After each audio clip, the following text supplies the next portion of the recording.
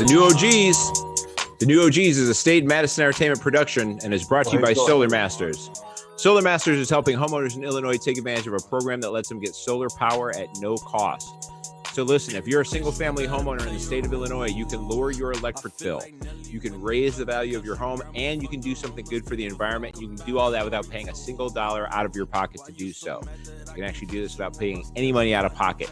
In fact, Solar Masters can only work with you if they can save you money. On top of that, Solar Masters is a SunPower dealer. They're an American panel maker with over 30 years of solar experience, and they even have a referral program that pays out as much as $500 per referral. So head over to www.gosolarmasters.com and get in contact for a free consultation. Order a first one you know. Along with that, they also have a new $1,000 rebate that is available to customers from now until the end of the year. So let me just recap this whole thing. Yes, sir. Yes, XL. You telling me you could do something for the environment? Something good for the environment is one of those things. You can save money for yourself. You can actually save money for yourself. And you gonna get $1,000? And $1,000. Man, it's wild. Come on, Bobby. I know. That's you should at least go find out if you can qualify, right? Like it would be at least worth going to check it out. So get over to www.gosolarmasters.com. That's better than Miami cocaine, and Miami cocaine is amazing. It's pretty good. It's great. That's better than the best cocaine you can get. We are also brought to you by People of Comedy. People of Comedy is a network that we are on right now. Guys, it's honestly, when it comes to Chicago, when it comes to podcasting, there is no other network to work with. They are behind a ton of the stuff going on with Chicago comedy right now. They have helped keep the scene afloat largely during the last 6 months when everybody's been locked at home by keeping voices out there in a number of different ways. Get over to People of Comedy. Check out their Facebook page. Check out their Twitch page. Check out their YouTube pages. They've got a ton of different shows from a ton of different people out there. And if you're in Chicago, find out the live shows they're involved in. They're doing recordings and things all over the city, so check them out. What's up, man? How's everybody doing? I'm groovy. Before we get running full time, hey, James, I need you to let me know when we get to like 30 minutes. Okay. Yeah. Just go 30 minutes because then I can drink my tea. All right. I'm not drinking the tea till you say 30 minutes. It's nice to know what the important things are. You know, we gotta make sure. Hey man, my week was groovy. I did a lot of writing. I read a book that I've been having a lot of fun reading over the last few days called Children of Blood and Bone by Tomi Adeyemi. Okay. You say her name? Yeah. I talked about it a little bit last week. Yeah. And I'm like 3/4 of the way through. Still really into it. Nice. But my big beef before we get into the whole show is, you know what? Mark Zuckerberg, since you're reading everything I say and do, eat a dick, nigga. Fuck you. Product. I hate you, nigga. The only reason I use that shit is because there's no other place I got 5,000 people that are listening to what the fuck I say on any given moment. However, as soon as this YouTube shit jumps off, please follow us on YouTube. YouTube. Fuck Mark Zuckerberg. What happened, man? What happened to you? Tell me for promoting this show because we say opinions about shit that's in the news. It's a podcast. It's like what's your podcast? That's the whole point of podcasting. So fuck them. Fuck Mark Zuckerberg. Fuck their whole product. Fuck Mark Zuckerberg daddy. Fuck Mark Zuckerberg. Fuck people who like Mark Zuckerberg. Fuck all the Zuckerbergs. I don't believe, like, if you're a good Zuckerberg, please stand up. Please stand up, because as far as I know, all the Zuckerbergs can eat a dick. Yeah, I mean, the platform it's been going through a lot of shit. It's been attacked by a lot of people. It's so funny because there's so many people that are on the right also that push this idea that they're being censored on these platforms. And, you know, we talked about it a little bit before the show, but I ended up going down this rabbit hole last night. I had a friend posted something and discussed this post that he'd been trying to get reported over and over again and couldn't get it done. And it set me down this rabbit hole of like looking at friends of friends and seeing the different things that were posted on there. And, you know, I'm kind of torn between like, do I want to describe this? Because it's like, I don't want to add. Describe it, man. We talked about it a little bit in the pre-show, and it's disgusting. But you gotta like. Let me see if I can try and put in words. We say opinions, but we say opinions about shit that's in the news, and it's our personal opinion. and it's not attacking. Just tell them what it is. Tell them what the shit they allow where they blocking our shit. Yeah, I think it's important only in the idea of being like understanding that like, so I mean, if you've ever watched our podcast, like we put out our opinions, we talk about what we think is right or wrong, but we've, we're comics. Like we're here having fun, we're bullshitting. Some of the things we suggest are not in the range of what this is, what I saw yesterday when I was looking through here, including, it's one thing to be mad at Zuckerberg and be like, fuck Mark Zuckerberg, but like including using slurs to describe Zuckerberg as well, based off of his religion or his ethnicity too. You know what I mean? Like openly and blatantly, like spelling a word wrong to be able to get away with doing so. Right. But yeah, like, seeing a meme of the Brazzers meme with Piper Perry with a recently deceased Supreme Court judge's face on it, and recently deceased black men's faces on the black men behind the couch, and having that be something that can just be on Facebook when like a comedy podcast that's talking about current events and not in a disparaging way like that can't get, what I mean? We can't promote those two things seem at odds with each other, right? Like that shit blow my mind. Like, and that's one example. Like the example they tried to even get, the example that the person had originally shared that he was having trouble was a 4-panel comic that basically was through using like it was a 4-panel comic where someone was holding a microscope slide and it said all the problems of the world. And as you got closer, it showed a zoom, which used white nationalist numbers 14 and 88. The 14 words, which is like the white nationalists, whatever, and what was the 88 symbolizes Hail Hitler, right? Isn't that it? The 8th letters or the H? Hey, Bobby, real quick, while you going over this, I'm sorry to interrupt you.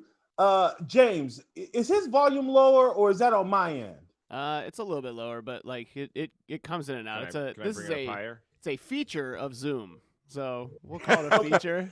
All right, well we'll play with the mic and see if I can make it better. Now it's popping. Yeah, okay. Cool. So the 14 is the 14 words of basically the white nationalist credo, essentially preserving the white whatever for bullshit, and then the 88 is the HH, which is the Heil Hitler. And so like zooming in that many times, and then on the slide is a caricature of this, the Jewish. I don't know, racial slur character they always have. And there's like a bunch of them on the microscope, right? So like that shit is allowed to be on Facebook all day, every day. And some of the and I've seen friends who just post shit like men are trash, and that you know what I mean? And like getting the friends I've seen who come back out of Facebook jail for posting the shit they post in comparison to these people who have posted this shit is crazy to me. It's and they seem to have some kind of excuse that as to why they can't find the particular thing that like, oh well, there's so much of this. Like, really, man? Because y'all find, dude, I've been suspended. This was years ago, but I've been suspended on Facebook. Like, I got suspended in 2018 for some shit I posted in 2012. I posted it in 2012. I posted something critical, and I think that, I swear to God, I know I sound conspiracy theorist or whatever, but I posted something critical about Zuckerberg, and like 2 days later, my account was suspended. And when they showed me the picture it was and the date, I was like, you suspended me from some shit 6 years ago? You gotta be fucking kidding me. That's a motherfucker looking to suspend you for some shit. It's wild because I have I'm not saying Zuckerberg himself is doing it, but right. it's zealous motherfucker. Get that one. Right, of course. Yeah, you got somebody who's like, so there's somebody goes to him every month and is like, these are the number of accounts that we've taken down. I don't, here's the thing, I don't get it. We doing a podcast on your fucking platform, my nigga. We trying to bring you cheddar. I'm trying to pay you, man.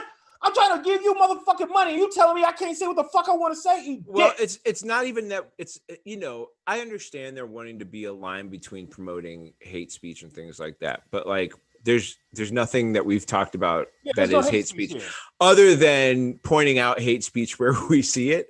I mean, I hate hate speech. How about that? Yeah, I mean, we aren't posing any ideas that are unlike any of the normal ideas that are currently and freely like rather acceptable or reasonable in the world. And we've also had discussions where we disagree on certain aspects of those ideas as well.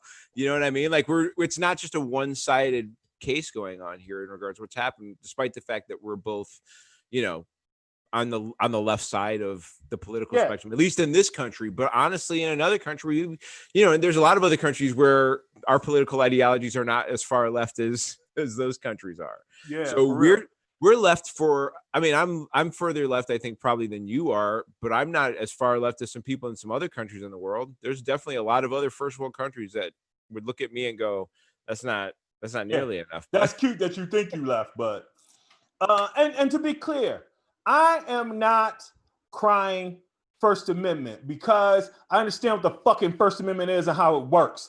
Facebook is a private company. They have the right to do what the fuck they want to. Yeah, I just think it's bad business that we trying to give them money to do what the fuck we want to do on the platform, and they like, nah.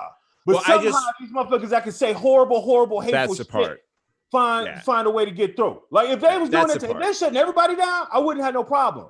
But the crazy hate shit that gets to ride and then our shit gets beeped, right? Fuck you. Yeah, that's the thing. I'm not trying to even say that like we're like I don't think the two line up. But if they wanted to say, listen, that's political opinion, I'd be like, okay, but also so is that. Yeah, I was like this is hating Jews is real political. Like blaming the Jews as being the source of all the problems of the world is definitely a political problem as well. So like, I would be fine if you say that this level of speech is not okay with your platform, but that would definitely mean that level of speech is not okay with your platform. Hey, so you know what? If Jews are the problem cause all the problems in the world, why don't we just give them their own country and stop fucking with them? Oh, we did that already. Leave them the fuck alone. Leave us the fuck alone. I just, a reasonable, like, it's a quality. I know humans have a hard time figuring out how to make that happen, but a quality. Literally, I'm not even gonna say it because you know what? Somebody's gonna twist my shit.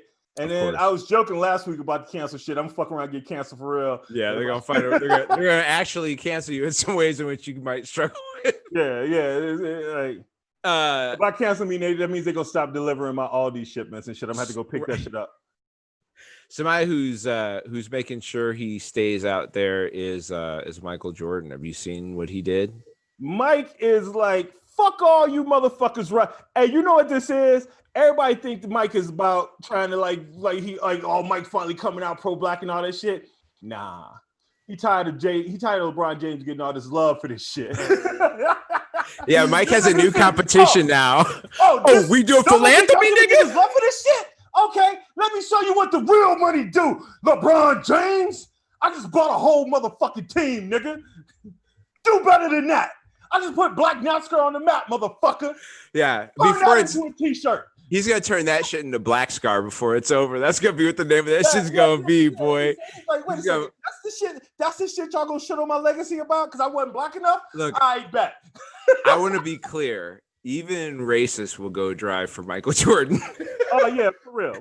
There's a bunch of racists that love basketball still. You know what I mean? I didn't even think about this. Believe it or not, the person that gave me this idea was fucking Mike Wilbon. But dude, seeing a jump man on the hood of a car is gonna be dope as fuck. And if he makes some motherfucking Bubba Wallace sneaks, I might fuck around and cop him. Dude, there is nothing I want more. Because you know who will definitely be able to recognize Bubba Wallace sneaks? Racists who like NASCAR. And I want to be all in the places that motherfuckers is at with them shoes on. So they know exactly. It's the same reason why I wear my Black Lives Matter mask to these suburban ass grocery stores. Hey man, you know how I constantly bring up, if you're new to the show, I constantly bring up that I have a personal theory that things are connected and there's patterns to things. And if there's a pattern to shit, then I'm predicting that Bubba Wallace is going to dominate NASCAR next year because that's the perfect fucking story going into 2021, like the year of renewal when everything starts turning around and looking good, assuming that that's how the story goes. I don't know if we got another year of this drama shit going or what. It would be great, but considering his track record with the Charlotte Hornets, I would not necessarily. Everybody says that, but I say two things to that. The first thing I say is Charlotte wasn't shit before he got there. Like that's not a lie. That's not a lie. They was hot in the 90s, and soon, when Alonzo Mourning and Del Curry retired, that was pretty much it for them niggas. Yeah. And Yeah, once Larry Johnson couldn't get it done anymore, and they sent him. Yeah. Once that nigga stopped being able to jump, it was over. His big nigga back got bad. He's still good with the Knicks. But anyway, that and that's the first thing. The second thing, while I agree with that statement, there's a lot of money bet on NASCAR with those billionaire motherfuckers that own NASCAR cars. Like, he's gonna be betting Joe Gibbs on the side. I can't see that nigga wanting to lose money to Joe Gibbs. I think he's gonna let Denny Hamlin and Bubba Wallace do what the fuck they need to do. He's about to use sneaker money to get like some super juiced ass engine. Yeah, it's about to buy the rights from R. Kelly for I Believe I Can Fly. And let John Legend clean that shit. That's gonna be. He's been at it for a while. I mean, there's guys like Brad Doherty. You know, it's funny because coming from the north, the Midwest or northern Midwest part of the country, like, to me, NASCAR was not a thing I gave a fuck about. But like, I know for a fact that, like, being black in the South, like, there was a whole different level, man. Depending on how integrated you were in the general culture of the South, like, being black and being in a NASCAR isn't a crazy thing. If you liking the country is not specifically a white person thing. That's not... Bobby. One of the first cars I ever had, I had a Caddy DeVille. It was like an 88 Caddy, but I got a brand new, like, this was 94, 95. It was right when whatever year the STS engine, like, was super, like 400 horsepower, that motherfucker. I know those cars. The dude that owned the car dealership was my homie's dad. He dropped one of the motherfuckers in the 88 and gave it to me for like 5 G's, dude. Like, he just, I don't know. Don't ask me why he hooked me up. He did. And that motherfucker used to get wide open. I used to literally have the governor used to shut me down at like 110, right? Yeah. But it got open quick. I was on a back road in Mississippi, just outside of Memphis, this area called Hollis Springs, where I grew up in Aurora, Illinois, west side, J-Town, JC, that's what's up. And everybody's from around here. All right, John Wall. Sorry. Everybody from around here is from down in that area. My point is, anyway, I drove my car down there, and they had a drag race strip. This is ain't a white person for miles. This is as black as you can get. Blackity black.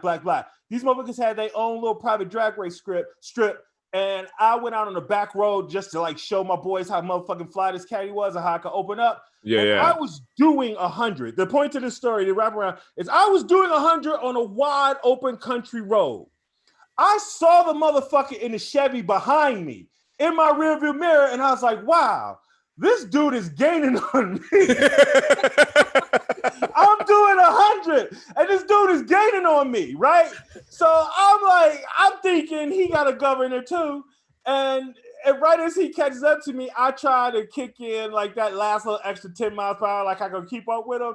And this motherfucker, like, when I say dust, like nothing. Like, I don't know if he had nitrous or what. This nigga just blew past me. And my boys who was from down there, they just dying laughing in the car because I just got smoked and shit. But they laughing because they like, hey, man, you have no idea. You just became a legend. Because that motherfucker is about to tell everybody how he smoked some nigga in a Cadillac with Illinois plates. I thought that nigga thought he could get with me. He's like, country niggas ride up and down these streets just waiting for a motherfucker like you to come through, think they car hot, just so they could do that shit. You are the mark. You got marked hard. My point of the whole story is racing is big in the black community. We just were never welcome at a motherfucking NASCAR event. Thank you. Flying Confederate flags, and it wasn't. Well, also, like, look at the situation. Look at the situation. Like, you know, before now, how many opportunities have black people had to own a NASCAR team? Yeah. I mean, there's like, this would be the shit where in 30 years will be a movie about Michael Jordan buying the first black NASCAR team. Because, you know, whenever black people get their first shot at anything in sports, they got to make a movie about it 20 to 30 years later. Yeah. Those are the rules. I don't know if you know that. But if it is like, what it is, man. First black lacrosse player, first black basketball team, first, like, if this is the first black something in some sports, there will be a movie about it for sure. 100%. You know what's fucked up? You know, lacrosse would probably be a more popular sport in America. Same thing with soccer. If they stopped pricing out niggas. If they figured out a way to let black people play, y'all should have probably be popular as fuck. Because lacrosse is actually pretty fun, and it has a lot of elements of football to it. James Brown, baby, like hitting and Jim Brown, greatest, one of the greatest, if not the greatest lacrosse player ever. Played for Syracuse, correct? He was amazing. Yeah, he played for Syracuse. He was an amazing lacrosse player. Yeah, amazing lacrosse player. So it would be, dude. Come on, you wouldn't tell me if a motherfucker like Bo Jackson played lacrosse, that shit wouldn't be primetime television. Well, also, like, hey, listen, man, if you want to get some white people back into some sports that have been previously dominated by black people, just spread out the sports that black people can play. Boom, boom, boom. Yeah, you know what I mean? Like, oh, are you sad because there's not enough white guys playing basketball? Get us into some lacrosse, man. Like, we'll go do that shit. Like, hey, speaking of the white guys playing basketball, and I apologize whoever posted this tweet if you happen to be watching. I can't remember who said it, but somebody asked for Tyler Hero, Luka Doncic, and Jokic to all be on the same team because he wanted to see a white super team. And I was like, I'm not even mad at that. I kind of want to see that shit too. That would be a hot ass team, nigga. That would be a hot team to root for. Yeah, put them together. Laurie Marketing can come off the bench for these motherfuckers. They can have brothers on the rest of the squad. It's just if those are the three dopest dudes and those white guys teamed up with brothers, it would be a dope ass. Ball out. We can even smooth it out. You got to be biracial if you're a brother. It's got to be completely gradual. The talent level has to be gradual. Like the biracial guys got to be like mid-level, so it's got to be like Seth. So it balances out. Seth Curry, like not Steph. Seth Curry's got to be. Yeah, I got it. Austin Rivers to get that. Austin Rivers. I feel like Austin Rivers be reminding people that he the coach's son. You know, my daddy has a team. In the contract negotiations. And then they gotta be like, yeah, but he don't even want you. He traded you to us. Your daddy traded you, nigga. What type of negotiation you got? How do you do Christmas after that? Yeah, he's a GM too. How you do Christmas after that? Hey, Dad, you mind passing the potatoes, or am I gonna get sent to another family for asking? Am I gonna have to go eat Thanksgiving at another house next year? Son, it looks like you'll be spending Christmas in Dallas this winter. Like, the Vogels have decided. I mean, it's inevitable if you a professional player and your father's a coach, if you somehow end up on his team, that shit can happen. Because he's not just the coach, he's the GM basically. You're very. I think he is the GM. Yeah. In a situation in which, there's a father-son like coaching playing situation, like the idea that they would both quit and retire at the same time would be a very special type of a thing. It's rarity. You know what I mean? Like that's not a thing that's going to happen all day, every day. I just realized there's no way, unless he was like a LeBron type dude, that somebody could coach a team and their son be a player on the team after college. Like in college, you got to put up with that shit because you ain't got no power. There's no, right. You have no agency. You are at the mercy of the coach. Players really have no say in anything. Once you sign the document, you're fucking their property. Right. But in the league, in the NBA, hey, niggas be telling coach suck they dick. Nigga, I would get you fired. I make $35 million. What you make, nigga? 6? The fuck out my face. That's the problem. Is if your son is a real superstar and you the coach, man, your job security. Oh, that's awkward, man. That's awkward. Oh, your job security is a struggle, dog. What if Bronny get LeBron fired? Did you go try to coach the nigga one day? What if Bronny do to LeBron what LeBron did to niggas in Cleveland? Just like that coach is mad fired. You know? What's that? David Blatt? Was that his cat name? Bron fired like a month into the season. Mm-hmm. The nigga got 6-7 weeks of the season. Yeah, right. That's gonna be a world championship coach, but he can't fuck with LeBron for 2 months. It's got to happen at some point, or like not only that, but like now we're getting to this point where you're getting into some real second and third generation kids. So like you could have like, what if Shaq's kid gets LeBron fired someday, or like what if? Yeah. Start mixing and matching, like what if Carmelo Anthony's next level beef, man. I'm like, like 2 generations deep of anger, you know what I mean? Like Like we copywriting this shit. Like they draft somebody drafts another player. Somebody drafts who knows, Steph Curry's kid someday, just to fucking draft day trade him to somewhere else. Just be like, fuck you, Steph. Yeah. Like I can see that shit, man. Chris Webber's nephews. Just like igniting old school beefs too, like. Yeah. Dude. Isaiah, I don't think Isaiah Thomas has any kids, but if that motherfucker did, I can see Jordan like drafting the rights to that motherfucker, but never playing him. Like not even putting him in the G League. Just like, we not signing you, nigga. We just holding your rights for 2 years. Go watch TV. Tell your dad I said hi, nigga. Yeah, man, that's the future of what's coming in the NFL or in the NBA for sure. Speaking of some new gigs, we might as well talk about this now. The Bulls do have a new coach. They hired Billy Donovan, who parted ways with Oklahoma City, like just at the start of September. And according to the story, he left Oklahoma City at the end, drove back to Florida, and then got a call the next day from the Bulls, who wanted to meet with him like right away. And so I like that. They jumped down and spent like 5 hours with him, like going deep into what they wanted, what their plan was. Drive down. No, he drove. So he finished up his meetings in Oklahoma City and left for good and was driving down to Florida to his home there. And like he got there, and then the next day the Bulls were like, "Hey man, we want you to come up and talk about this gig." And he was like, "Guys, I just had a 17-hour drive. Like, can we do this like Monday or something?" And they were like, "How about we come to you?" And so they came down and spent like 5 hours with him. Like getting this whole deal and like figuring out. Okay, you know what? I gotta say, I know you have some feeling. I don't know if you're gonna talk about it. I know you have some feelings on who they pick. I think Billy Donovan's a good coach. I agree with everything I think you might want to say, but I think Billy Donovan's a good coach, and I'm very happy that the Bulls did what they did the way they did it. It was somebody they wanted. In the past, the Bulls management has done this thing where everybody knows there's a person they want, but they don't say it, and they keep it laying out there, and they keep it lingering, and then they want the person to want the Bulls job and all this shit, and it's this whole thing, and then they wind up not getting it, or they wind up overpaying or some shit like that. Yeah. They saw somebody they wanted. They fucking called them that day, like, "Hey, we're not leaving you on the market, nigga. So let's lock this down." I like the decisiveness. Yeah. So, it's interesting because in the NBA, there are different types of coaches, right? There are coaches who are just kind of learning what it's like to be a head coach in the NBA. There are coaches who are just don't have it, just aren't going to get it. There are coaches who are good at like just developing talent, but never really like getting to the next level. They'll be 40, they're every year, they're 42 and 40, they're 43 and 39.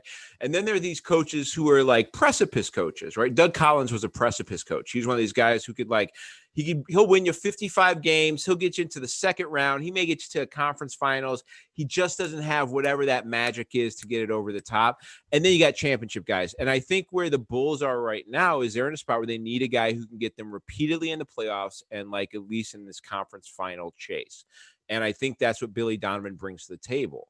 And so, when you look at the guys who are the names that are out there, and there are some good head coach names, there are some good black head coaches that were like candidates, that guys who hadn't had the gig yet. But I do agree that I think it's important they got somebody who had some experience. Like getting a guy with some experience is good. They've been like Scott Skiles was the last guy who had been a head coach before the Bulls.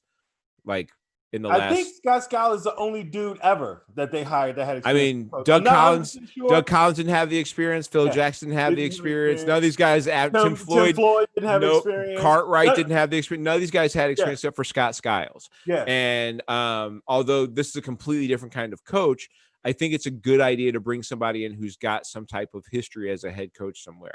And I think it's also a long play for them, because if Billy Donovan is a guy who gets these guys to a playoff level, the potential of, if he doesn't get them far enough, and replacing him with one of their guys that they've worked with before, whether that's God, all the names just ran out of my head at the last minute. Whether it's Unseld Jr. or whomever, those guys will get a start-off job somewhere else for the next year or two, and they can do that for a few years and see how they're panning out. And then the Bulls may grab one of those guys for the final push if it's right, or a bigger name at that point. They may be more attractive to a real big name, coach at that point if they get that far. I think, or Donovan gets him over the top. Yeah, I was about to say, I think Donovan might be a top for two reasons.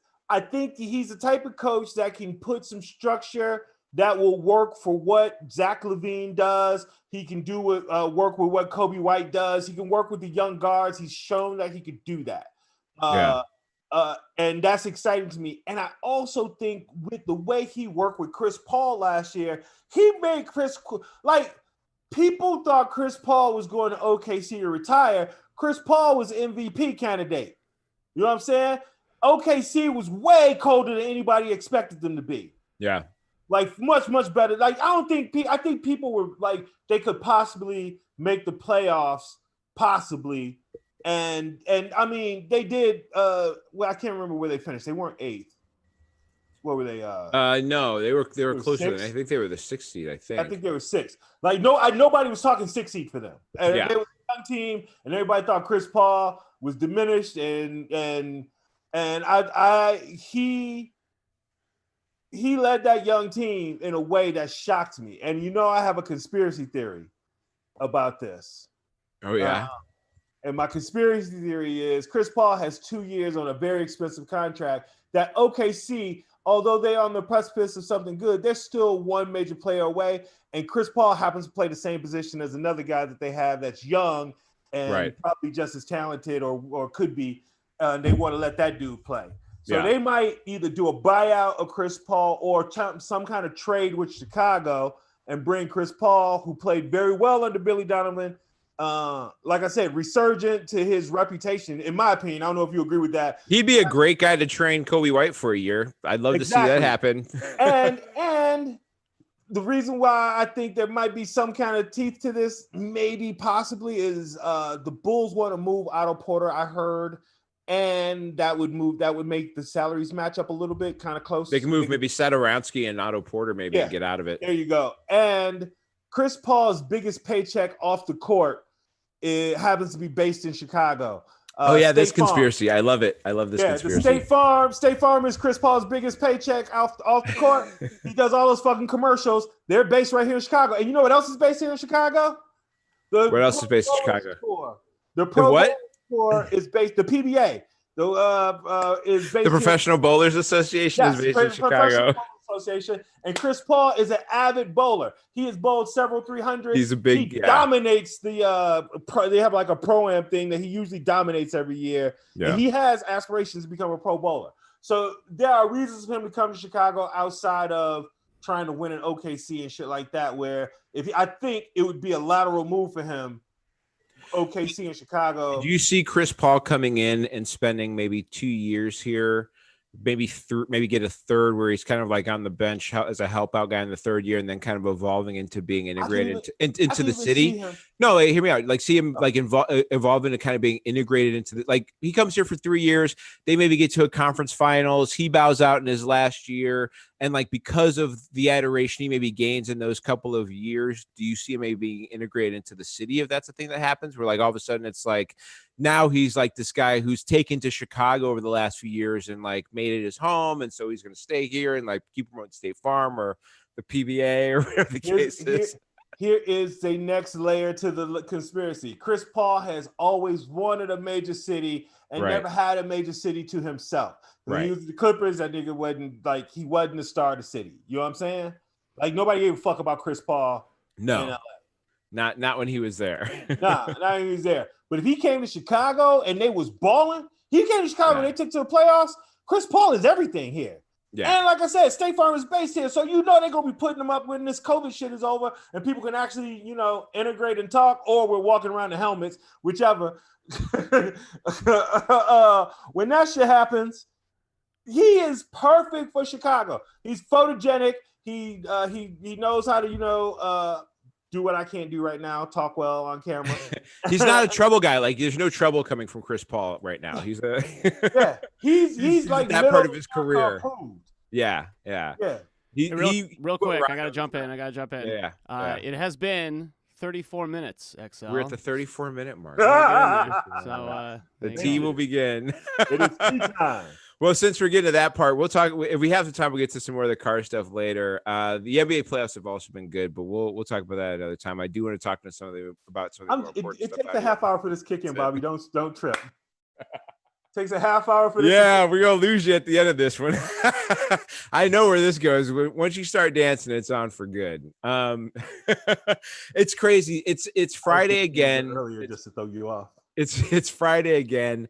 All the weird shit seems to happen from essentially the moment this podcast ends until like we get back here the next Friday. Last Friday after we got done, or over the weekend, last weekend, Ruth. It was right after the podcast, I believe. Yeah, right after the podcast, Ruth Bader Ginsburg passed away, which immediately sent the world into this insane place of both thoughts of doom and thoughts of resiliency in the results of what happened.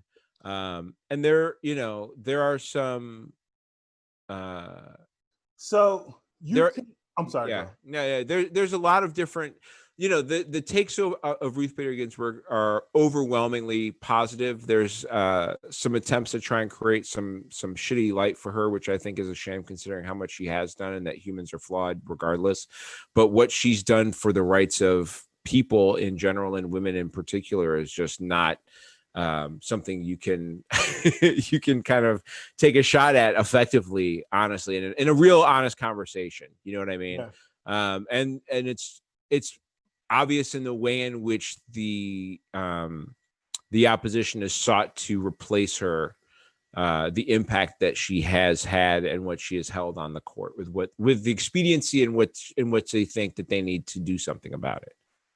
I only would say I don't give a lot of credence to anybody who has any kind of beef with her. Everything I know about her, the woman was an amazing person of character and integrity, and always fought for the people who needed to be fought for.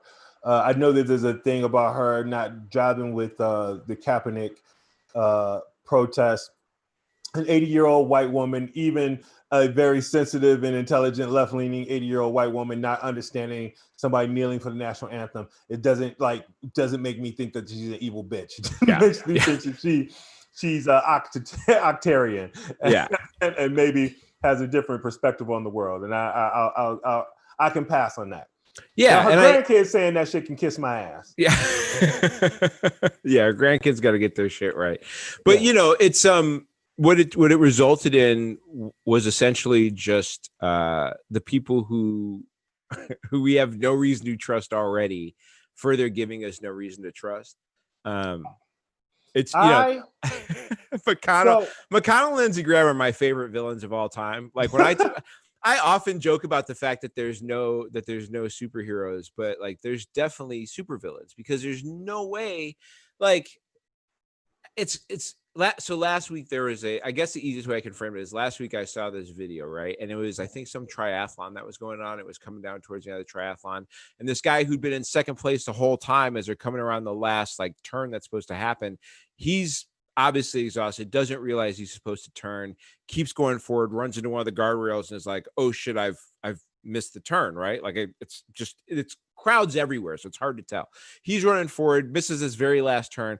The guy who is in third place eclipses him and gets past him, and as he's getting towards the stop line, towards the finish line, you see him start to like slow down, and he just stops. And as the guy's coming, he like waves him forward and waves the guy past him, and he lets the guy finish ahead of him. And at the end he goes, listen, this guy's been leading me all day. It would be crazy for me to like take that from him because I didn't really earn it. You know what I mean?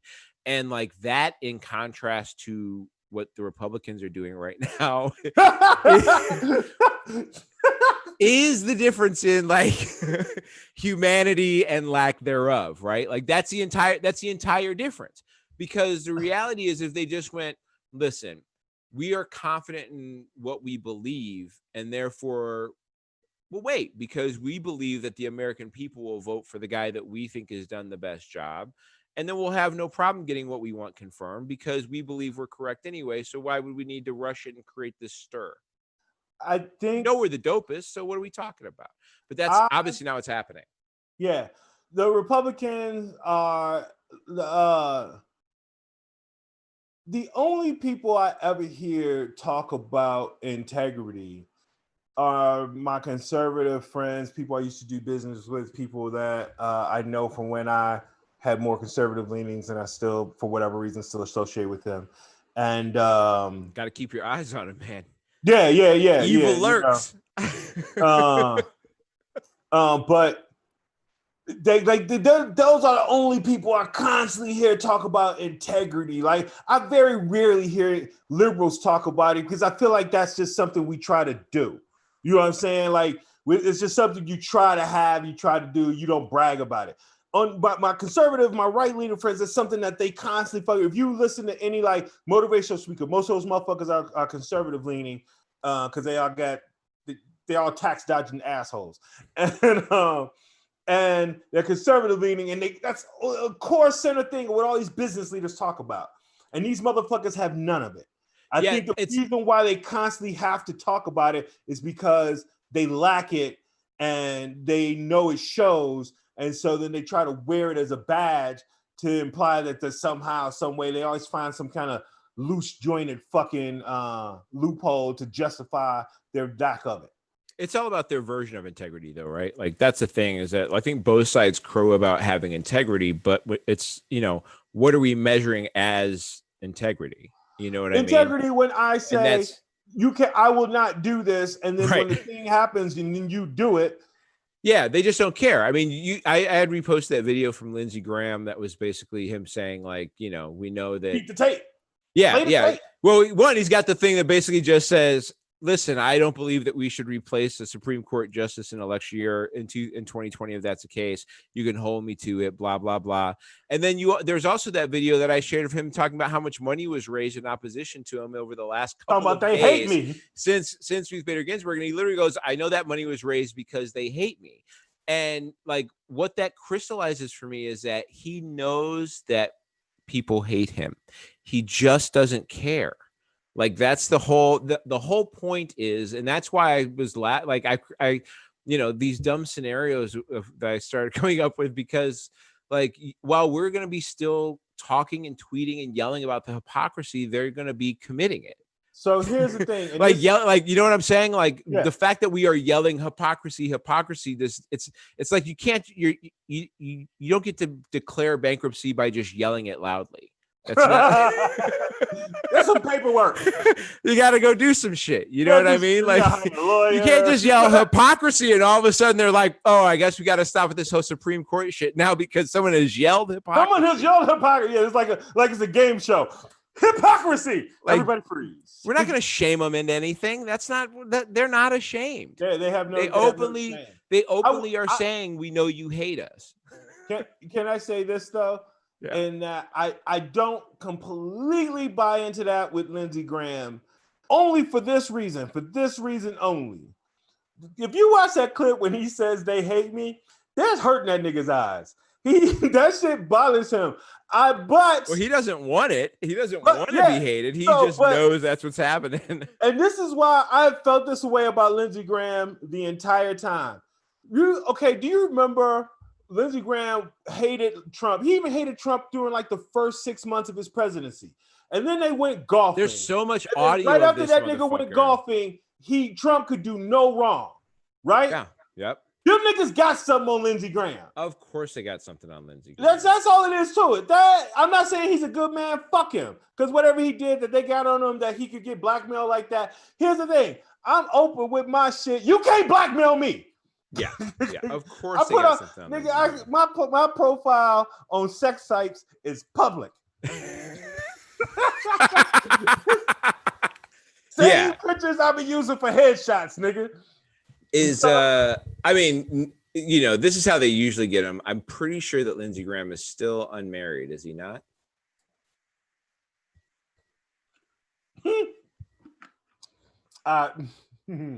Kevin Spacey. I'm not trying and I think that's terrible, right? Like I think it's terrible that somebody would. I want to be clear. I think it's terrible that this is but if I'm thinking of reasons, a 65-year-old unmarried man, unmarried senator,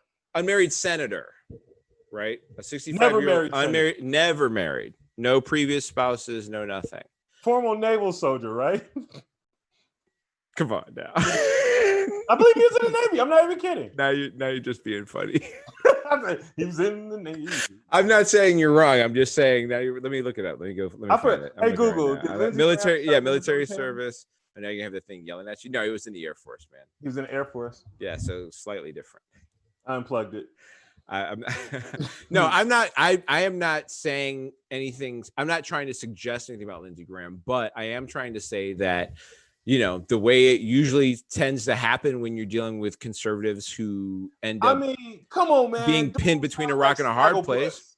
I'm not trying to sound like Snagglepuss. I'm trying to be real with it. He sounds like Snagglepuss. Like if that motherfucker said heavens to Murgatroyd one time, I would lose my shit.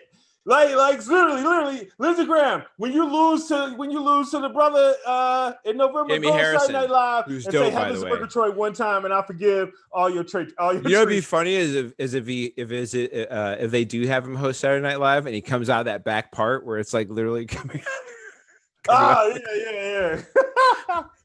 And he also, I mean, here's the thing. I would prefer a world in which Lindsey Graham could just live whatever truth it is he has and happily do that. And I think it sucks that like he's got to live that way if that's the way he's got to live to make something like that happen. Because what it does is it puts him in a position where he's got to back things like what's happened with Trump this week, where he's talked about how he's not leaving. I've been yelling about this, right? Like from what was it, a year in? I was like, this man is not leaving. If he gets in, he's not leaving. So here's the thing. This is the only place I disagree with you, and I really hope that I'm right, because that means we don't have to actually go to civil war. And I don't think Trump wants power. Dictators want power. I think Trump doesn't want to lose. I think Trump thinks it would be so humiliating to him to lose that he can't accept that he's going to lose. So him saying shit like get rid of the ballots is like, that's a scenario where he doesn't lose. I don't think he knows the difference, but I think he's got people that are working that know the difference. Yeah. You know what I mean? Like my problem is, so like my thing with him is like, he's just an aimless fool who's talking about what he wants. And then there's a bunch of people who are getting things by the fact that he is in the position he's in. And they are moving forward with what their agenda is under this roof of him being this like free chicken is the word. It's free chicken. That was the word that Vitamin used to describe who he was. Because that's how it's looked at. When you have an asset who you don't have to actually like put into a compromised position, who just because of their own foolishness will like set you up to be a winner, that's free chicken. And that's what he is to people. Did you see Trevor Noah? Trevor Noah's been on fire, dude. Like complete fire. I've retreated from watching the news. I've literally been getting it. I went back to like the rest of America. I'm getting it from Colbert and Trevor Noah. You need something less specific about what's going on. But it's just it's in jokes, and I can just move on to the next thing. Right. But he's talking about the same shit, the free chicken shit. He's basically like, Russia has to be like Putin's talking to his top guy. Dimitri, did you tell him to say that? No, I thought you said say that. He's like, he's doing this to himself. Like they have to be watching this shit like they can't believe he's doing this shit to himself. Putin has to be jacking his dick to this. Like, just like, I can't, it's so beautiful. Watch it could destroy itself. It has to be great for him. I mean, it's a real problem though, right? Like when you really start talking about what he's suggesting, the idea of there not being a transfer of power, the idea of using the ballots, like here is where I don't see this happening if motherfuckers vote. Everybody votes. But you know what's going on, right? No. You're talking. Wait, let me finish what I'm going to say. Okay. Here's why I don't believe it's going to matter. Because even if he does that to hold on his office, it will require Lindsey Graham, who's going to lose, and like 7 other Republicans who are all like, they're losing in Arizona. They're going to lose in Florida. They're probably going to lose. Not Florida. There's like 2 or 3 other southern states. I can't think off the top of my head. They're losing, and they're probably going to lose because more money is going to the fucking Georgia. They're going to lose. Not Georgia. South Carolina. Lindsey Graham's going to lose. Like, they're going to lose. They're going to lose the Senate. It will require, and Democrats are keeping the House. So that will require Trump to try to stay in power with the Democratic Senate and a Democratic Congress. There's no way in hell he'd do that. I think everything relies So I do understand what you're saying there. Like, okay, if he loses the Senate and now he doesn't have control of either of those things, like you believe that he may go, that's too much. Fuck it, I'll take the L and get the fuck out of here. I'm saying he has nobody to have his back. Like, but he's got his. But here's what I think everything rests on. Here's where I think we will tell whether we have a viable chance at a democracy or not. Is I think tomorrow at 5:00, Trump is announcing his Supreme Court pick. If that gets accomplished before the election or in time for the election, we are fucked. I can't, because here's what that means. Because if he has a Supreme Court in what is essentially a 6-3 favor for him, then like everything else, he will feel that he can fight things as long as he has to fight them to get there, and he'll fight it because as long as he's got the courts, he'll think he's got a shot. So here's the deal. That's my thing. I don't think he has Roberts. But the other issue that's on there is the fact that I don't think here's the other issue though, is that to tell people to go vote is one thing, but there are also a lot of people. There are people who are early voting in Virginia who are harassed by Trump supporters. There are a bunch of people who are going to be like making voting very difficult for people who are trying to vote in person. There are a lot of people who are already setting up to go out and harass voters and make it hard for people to vote. And, the only thing you can try and tell people is like, do not let people scare you away. Do not let people like intimidate you from doing what you're supposed to be doing, which don't let anybody take your rights from you. No one has the right to keep you from doing that function. Make sure you fill out all the things, double and triple check, and do exactly what they tell you to make sure that all your shit counts properly. Find an official and make sure, like, am I filling this out correctly? And make sure you've got all whatever you need to fill out. Make sure you got it filled out right when you're going in there. But if there is civil unrest near a voting place, and he puts in troops or sheriffs to shut that down, that eliminates people from being able to vote in a location. And that is a problem that, like, I think we need to keep an eye on. Like, I will not be surprised by any zany thing that will happen, because he's taken advantage of every zany opportunity he can to turn into clown shoe shit, He is a master of loopholes. It's all he cares about. His people are constantly looking for them. Like that's his supervillain name, Loophole. That's great. I like Trump, that. AKA Loophole. Yeah. I think that's a great moniker for him. On top of that, like, we're still dealing with a pandemic that's going on. We got a whole pandemic going on. There were these CDC guidelines that have been laid out. And then they got immediately changed. There were guidelines as far as going back to school and putting kids back in school. Those were changed, I think, at some point. I know I think you were watching Maddow. She was the one who I think broke part of the story with this. So they came out and said, and people should know this, that the droplets of coronavirus, they stay in the air longer than they said before, and they go further than the 6 feet than we've been telling each other to stay away from.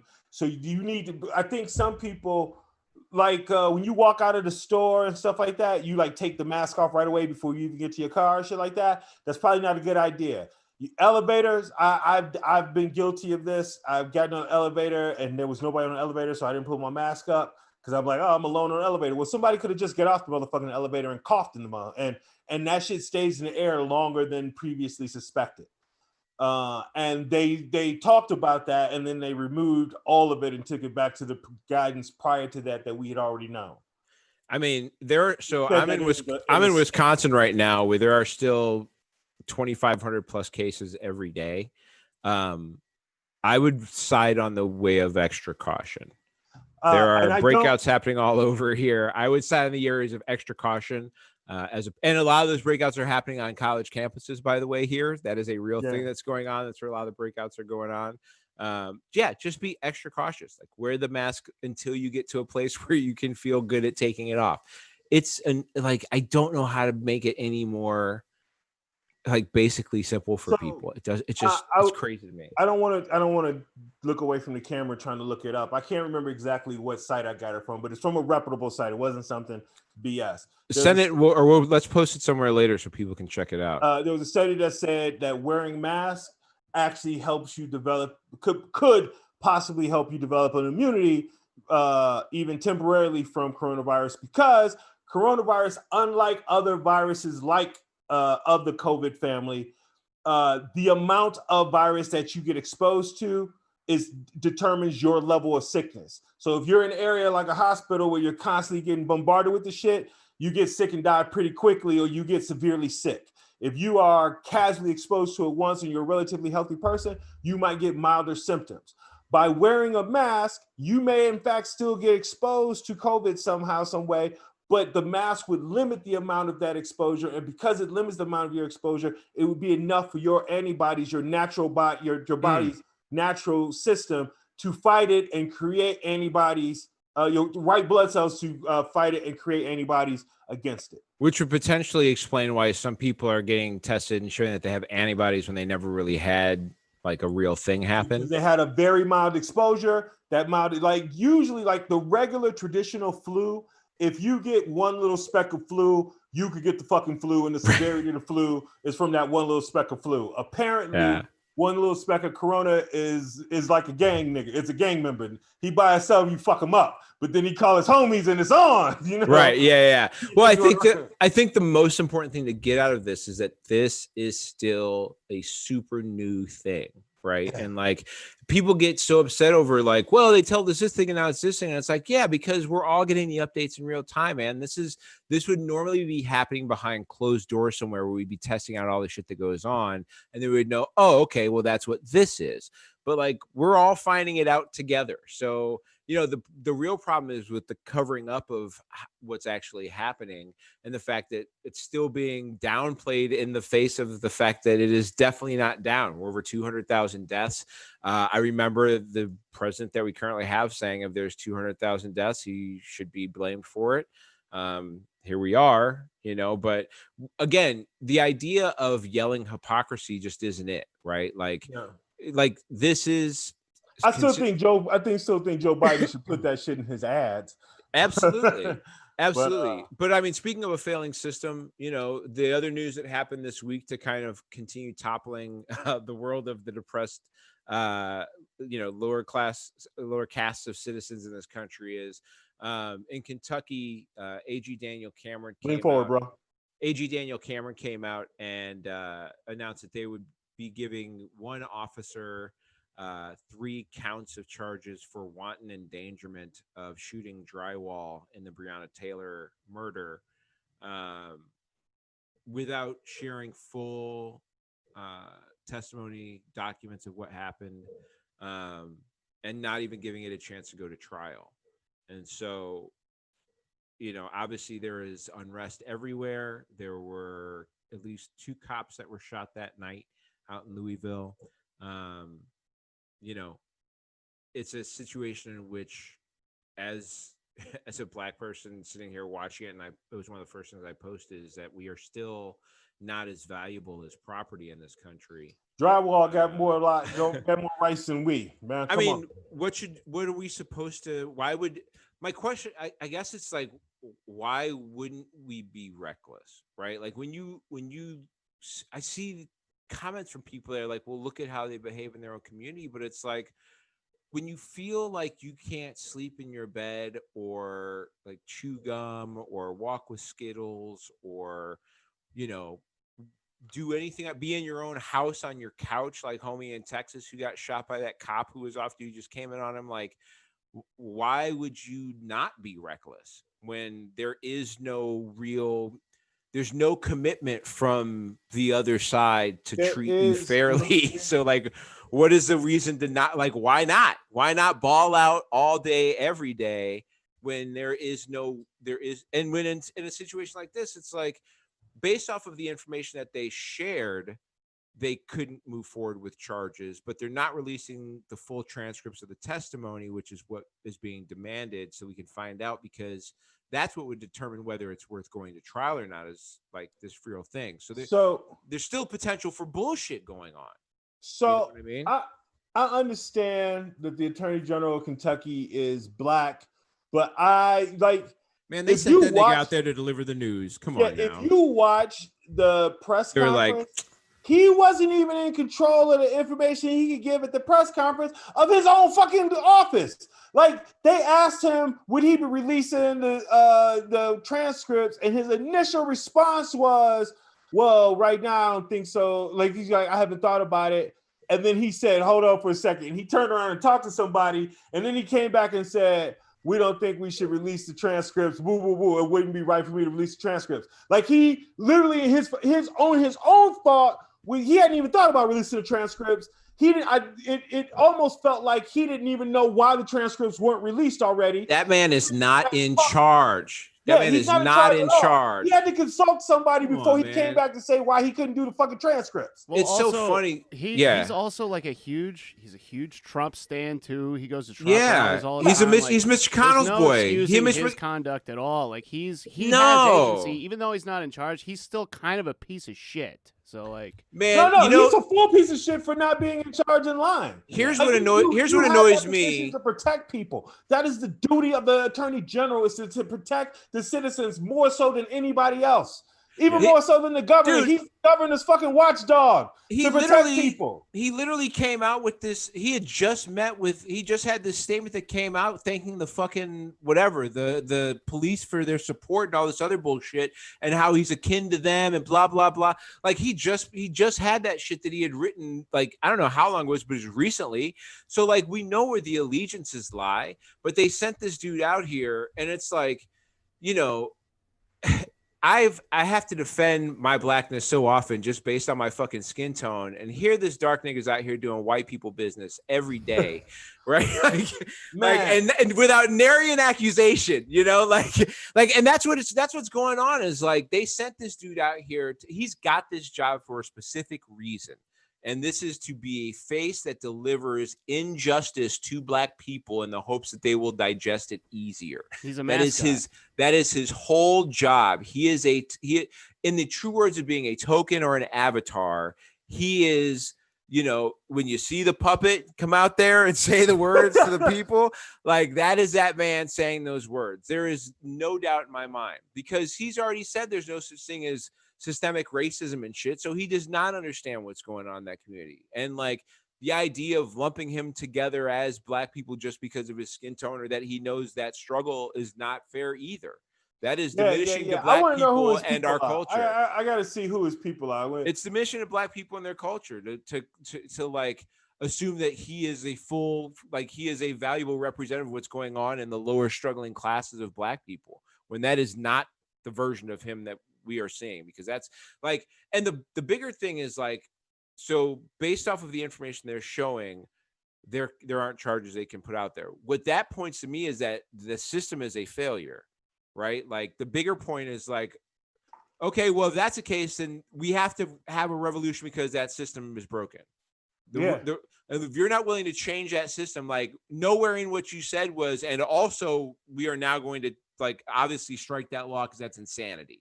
Right? Like we're never going to let that, like based on the law where it is now, we feel we can't do this because this was the law when this happened, but we're never going to let that happen again. Immediate changes, that can't be the case. That's not what's happening. There's no like recognition that that's a problem, which means that it opens the door for that to always be an acceptable thing. And the way that impunity works is that once they have decided that they can't charge somebody for it this time as a cop, it's it. They'll use this case forever. As long as that rule is okay, they'll use that case forever. It's disgusting. And it's, I mean, I lived in Louisville briefly my freshman year of college. And it's a race. It was a racist town then. It's a racist town now. It's a racist state. Kentucky's throw the whole motherfucker away. And I used to like bourbon, but fuck the Wildcats, fuck the Cardinals, fuck the Bluegrass, fuck the Derby, fuck all them horses. I don't give a fuck about the entire. Kentucky Fried Popeyes is better. Fuck Kentucky Fried Chicken. Popeyes is better. Fuck Kentucky Fried Chicken is right. To add on to what's going on with the civil unrest that's happening, because I want to hit a couple things, then I want to have a couple of at least decent things to talk about before we get out of here. It has come out that there were leaked messages that showed a far right group's planned the violence that happened in Portland. So there are a bunch of things that leaked out that showed that, this hollering that's going on by the Justice Department of Antifa, and Black Lives Matter being violent, like everything that continues to come out is always about far right groups doing the shit. And I think it's important to keep making that. I said something like maybe almost 2 months ago, how long ago it was, because it's so hard to tell now. Whenever they were talking about they made a bunch of arrests in Portland and shit like that, and I called bullshit on those arrests. And the reason why I call bullshit on those arrests, 2 reasons. They didn't do a lot of fucking parading camera of the people that they arrested. And it's been, I don't know how long ago this was, because like I said, shit's all crazy. But however long ago it's been, we haven't seen a single one of those motherfuckers on TV talk about how they were treated or what they got arrested for. Nobody wanted to get that story. I think because how can you check who they fucking arrested? They don't have, right. If they don't book them for a crime, there doesn't have to necessarily be anything. Exactly. There's nothing to report. And I think they knew the whole fucking time it was right-wing people, because you mean to tell me they've been arrested niggas in Portland and they ain't put that shit on TV once? Man, the difficulty here's the difficulty that I'm seeing going on, and it's personified in the other thing that I want to talk about before we get into this last bit of craziness in the world. There's this issue with a large part of white America that doesn't realize how shitty the rest of white America is.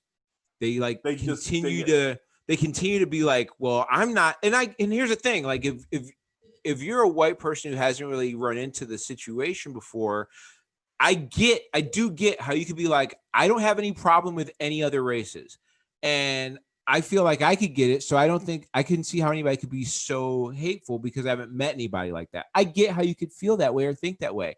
But I want to tell you something honestly, so you understand. There are definitely a bunch of fucking people who are that way. Okay. There are a bunch of people who happen to be white who, if they could, would eradicate every single person of color, Jewish person off of the face of the planet like tomorrow, or maybe not eradicate us, but have us in servitude. There are legit people who want to have that happen, who try to work towards having that happen, who would like to return to a time when that is what is happening. It's an absolute thing. And a lot of those people do have money and spend that money to do things. A lot of those people are ingrained in the system, and through various levels of that white supremacy, which is beyond the concept of racism, enact things that continue to keep people from getting a fair shot and fair justice. And that is the issue that's going on. And it's evident in the confusion in things like Tucker Carlson, who had this defamation suit with Karen McDougal, who was she was one of the people involved with Trump. She was a model. It's actually somebody who I've actually met personally. It was not a subject that we were talking about in the short time that we met each other, but she was really, Bobby, you didn't break it down with her. Yeah, in the few hours I was hanging out around her, but like, from my interaction with her in that little bit of time, she seemed like a normal, average person, right? Like nothing. She didn't seem like didn't seem crazy. She was a person hanging out. But that. So she had a lawsuit against Tucker Carlson because he had laid out some craziness about her, and it was a defamation suit claiming that like this guy on this news show said these things about her.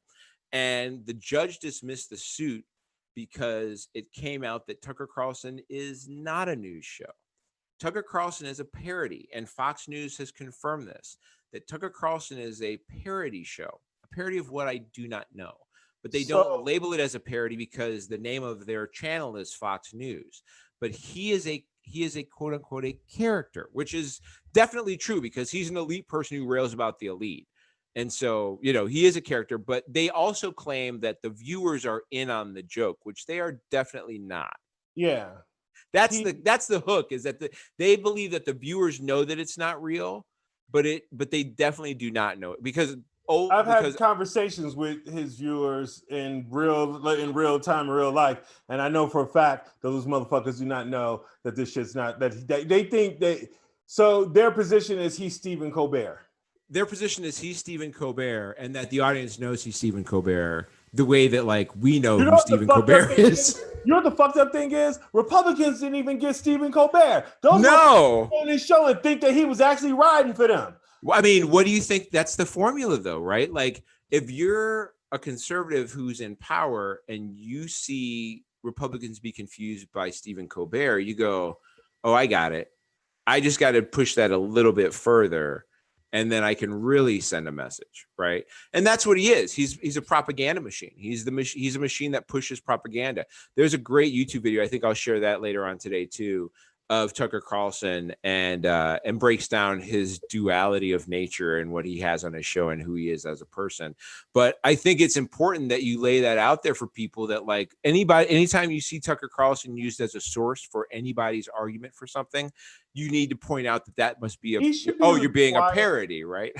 He should be required to put parody on his show in some way, shape, or form. Like it should be somewhere labeled because it's on a news station in prime time. Like if it was on a news station at 11 o'clock, at the same time that Colbert and Fallon and Kimmel are on, right? I can totally see that. This motherfucker's on prime time every day of the week. He's perpetrating himself to be a news show, and he is not that. And I think, and Fox News says so. So like, this is not like a thing where it's like the liberals are claiming Tucker Carlson isn't. No. This is how he got out of getting sued. Okay, is by admitting as much. So let's just be clear on what that is. And then dumbass gonna say some shit like, well, he just said that to get out of a lawsuit, just being smart to get out of a lawsuit. Hey, motherfucker, you have to be able to prove that the judge didn't just hear it and go, right. Okay, like you have to have probably some kind of show notes and shit like that. Like, see, this obviously couldn't be, and the judge is like, "Oh wow, right, oh, yeah, fuck. Yeah." You had to prove that you were on bullshit. Yeah, that had to be proven. You had to be proven. The judge didn't just hear that argument and think, "Damn, that was a good argument." Yeah, that's a good one. Y'all win. That's how that shit works. No, that's how you have to have your show. Your show has to be registered. You have to do some things to show that that's the case, which is crazy. It's a crazy way to out yourself. Another crazy way to out yourself is to shoot one of the biggest female stars in the foot, and then write 17 tracks that are all about defending yourself against the fact that you shot her in the foot. Real quick, can I say one thing real quick? Yeah, I have been like about 5 minutes. Full-blown shrooming, and I think I'm doing pretty goddamn good. I just want recognition. The lights are singing to me right now, and I am here in the game. I just want y'all to know your boy is a professional. All right. Well, that's good because we're almost to the end, and we're onto the part where it doesn't matter a whole lot about being present for Tory Lanez, whose real name is Daystar, which is, first of all, if your name is Daystar, why would you rename yourself? Why would you change your name? Daystar is way doper than any. Daystar sounds like a superhero. Tory Lanez sounds like a bowling place. I thought when it was Tory Lanez, I thought that was like, oh shit. When that nigga first came out, I was like, nigga, some club, like some bowling alley club called Tory Lanez. Niggas is hot for. That's what Chris Paul's gonna open when he comes to Chicago. He's gonna open a Tory Lanez. Daystar, that's dope as fuck as a name for a piece of shit person. So for those who are not on Black People Twitter, Tory Lanez shot Megan Thee Stallion in the foot a while back. She claims he shot her in the foot. He just came out with a full 17-track album, basically saying that he didn't shoot her in the foot. How do you make a whole album that's basically being mad at the fact that you got in trouble for shooting this chick? He yells at JoJo on the album. I haven't listened to it. I just had to read the article. Did you say Casey and JoJo? No. You know the white chick, JoJo? Okay. Apparently, she took his track off of her deluxe version of the album. Wow. So took her off that. He also was mad because people claimed he was 5'3", and he made a big deal out of letting everybody know he's actually 5'7". That bitch is bigger than him, right? Like she could. Yeah, she's like 5'10", 5'11". Yeah, she could like fuck him up, like legit. I mean, if I was him, I'd be careful because she is also talented in the booth, which means that like the comeback album could also be a struggle. Dude, she gonna eat that nigga, man. The clapback is gonna be a painful one for him for sure. I think she got freestyle game. I'm not 100% sure about that, but yeah, writing bars already. I go into it deeper at another time, but on the car side of things, Tesla had battery day recently. A couple things happened. One, Gavin Newsom said that he's going to eliminate gas-powered cars from California by 2035, which is a big-ass step. I think that means a lot more jobs, to be honest with you. But to back that up, Elon Musk said he's going to drop a $25,000 electric that's self-driving. So that's a car that like the more average car buying American can afford. Right now, the cheapest Tesla you can get is 35 grand.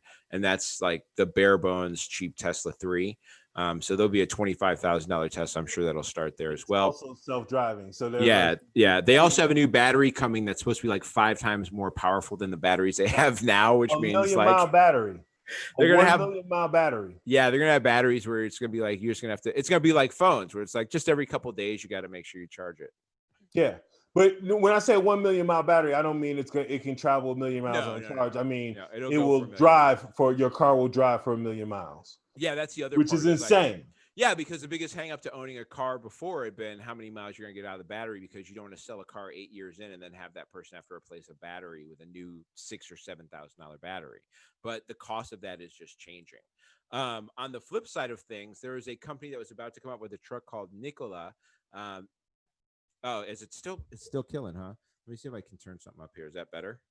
There we go. Is that better? Okay, cool. Yeah, the company Nikola had gone public. They'd become a $20 billion public company, and the CEO just left. There's a whole bunch of shit going on. It turns out that Nikola is most likely vaporware. They had made a bunch of promises with their fuel cell technology. They had made a deal with GM. This guy I think he's getting out with 2.3 billion, and it turns out the shit may not even be real. So whoa. The thing that GM was talking about how they was gonna start outdoing Tesla with batteries and shit, was this nigga's stuff and it ain't even real? Yeah, it's not even real shit, man. Whoa, that's huge. Like, here, let me run down. I'm gonna run down. I know we're running a little bit, but I gotta run down the shit that came out, like how they made this shit happen. So let's see. A bunch of false statements that he made over the course of a decade turned into a $20 billion public company. Let's see. Say he was going to revolutionize the battery industry, done through a pending acquisition because the company they were going to buy was vaporware. The president of that battery company had been indicted months early over allegations that he conned NASA by using his expense account to procure numerous prostitutes. Wow. They never backed off from the claims of what they were going to do. Now they're using GM's battery technology to make that happen. They claim they had an inexpensive hydrogen creation that's not real. They don't own any of the assets that they claim that they're going to produce. It's not, none of the stuff they're talking about is real. There's a video that they claim that they had that is just not, that they actually like slid a truck down a hill to make it look like it was working when it wasn't. Like, this is a $20 billion public company. This is people who own stock in this company. Dude, and you know what's crazy? That motherfucker gonna do no time. No. Oh no, he's gonna skate free. He's got 2.3 bill. He's cashed out at 70 mil a couple times to pull money out of the company. He's going to be just fine. He's got plenty of money to beat whatever's going on. The only other thing I want to talk about, we all play video games on here. Fortnite has been big with their Marvel shit lately. They just released a Blade skin, which is like super true to design. Like the outfit and everything is dope. He's got the singular sword in his back, which is super dope. He's got the emote where he throws a blade in the air and catches it. It's all badass. There's only one problem with it, and that is that the blade that they have in there is light skinned as fuck. And I have a real problem with it. I'm a light skinned dude. But I do not like the idea of lightening the skin tone. I wonder if they have a new, because I remember when the Avengers, I remember when Nick Fury became black. Right. And that was way before, according to the way the story goes, that was before they even asked. Yeah, they did it in homage to him and then they got him. Yeah. But maybe they have an actor in mind that they want to be the next Blade for the Marvel universe, and they're trying to put it in the comic book so you get used to seeing it, or put it in, not the comic book, but in this in a game where in the skin that you're talking about, they're doing it in order to adjust your idea of what Blade looks like. I get that. It is wild how much the character otherwise looks like Wesley Snipes. Damn. Like, it's wild how it looks pretty much just like a light-skinned Wesley Snipes. So no, what it is they just didn't want to play. They just didn't want to play the homie Wesley. They just didn't want to pay Wesley. I mean, even in the comic book, he's a dark-skinned dude. You know what I mean? Like, it's just, my advice to anybody who's trying to do representations of characters who are already established or people who are already established is like, if they're supposed to be black, like err on the side of going like maybe a light bit darker even. You know what I mean? Like just err a little on the side of darker versus light. You'll definitely avoid the criticism. Bobby, you would know the answer to this. I've never looked into it. I can't remember. Yeah. Does Wesley Snipes own Blade entirely, or does he just own the screenplay? No, I think he owns the screenplay. He doesn't So own the Marvel has the rights to do whatever they want to with it. They can do everything. Are you certain about that? Yeah. Okay. Yeah. The only reason why I ask is I remember the way he got the screenplay was basically nobody wanted to do it. Yeah, yeah. He got the rights to do that. He got the rights to that movie. He's probably got money on that movie, and he may have some say in the franchise, but Marvel owns that character. That's a Marvel character. Hey man, you got anything coming up? Where can people find you? What's happening? I will be at Laugh Factory at the end of next month. Ooh. And, look who's back, Daddy. Yeah, man. Dude, Authentic Cuts, shout out Authentic Cuts, my shit Christmas fuck, bro. You looking like I was at the shop today, and I literally turned that shit into like a quick 5-minute open mic because I just needed people, and it was all dudes. We were all pretty close in age. It was maybe some late 20 cats in there at the youngest, and I asked permission, because I go off with the barbers all the time. I was like, hey, nobody sensitive, and I just started kind of so I started ripping, and I saw people laughing, and I was like, fuck it, I'm just gonna shoot off some shit. Yeah, let me tell you, I got a bunch of new material for sure. That shit felt so good, my man. I just basically did like not even maybe type 5 of new shit. Just getting people reactions. Like, did they understand what the joke was? Were they laughing at it? It was a good vibe. Obviously, it's not the real thing, but it's enough to it's like the taste of the blood. What's your social media? Where can people find you online? At XL Comedy on IG, Twitter, and that's it. Nice. You can find me at mocha_Jesus. I'll be at Zany's in November. I'll have dates up on my website at itsbobbyhill.com. Find us at New OGs Pod on Twitter and Instagram. Make sure you get over to People of Comedy and People of Comedy Network on Twitter and Instagram. Find their shows, watch their stuff. James is putting up all types of protest videos that are going on, live streaming those while they're happening, and catch all the other live shows they've got going on there. Make sure you get to GoSolarMasters.com. Thank you guys for joining us. It was a great episode. We're so happy you're here with us. That's it. That's what's up. Mark Zuckerberg, look at me. I'm training my son to take you down. I hate you. My son is going to be a better you. Fuck you, you piece of shit. Bitch, you better play your role. I feel like Nelly when he dropped that country grammar. Fuck the rumors, give a fuck about a story told.